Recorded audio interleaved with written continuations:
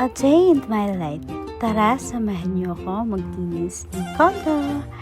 Ayan, una, tanggalin muna natin yung cortina dahil sa katagalan na to, last year pa, hindi pa nagpapalit. Ayan, papalitan ko na siya, dahan-dahan, at alam kong mabigat to eh.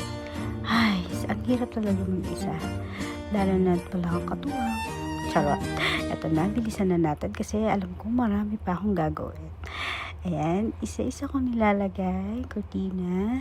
At ang susunod dyan ay mga damit nakakalat pa. Diyos ko po, nakakaloka. So, ayan, nakalimutan ko pala pagpaganto. Baka mamaya marami palang balahibo. Ay, so, isa-isa ko na nga tinatanggal ang mga bedsheet.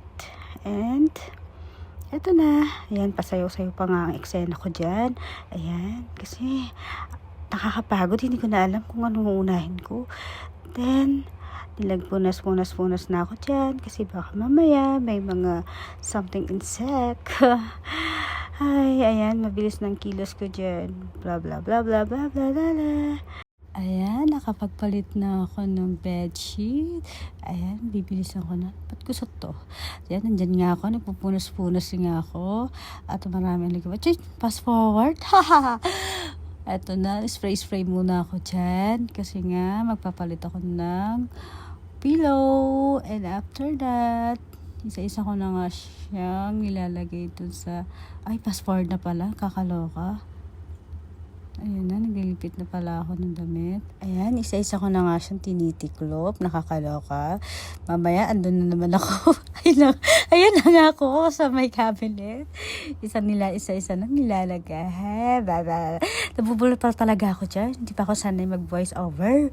Ay, hindi ko na alam gagawin ko dyan. Pero alam ko, yaya ko. Ayan, fast forward. Dinala ko na sila sa bed at papaliguan na sila.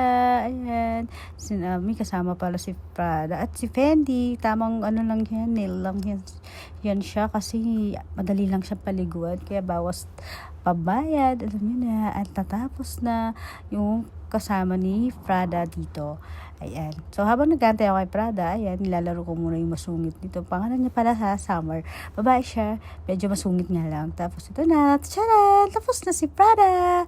Ayan, pinapabango na ni Kuya. And after nyan, uwi na kami sa aming bahay. Salamat sa panonood. I love you!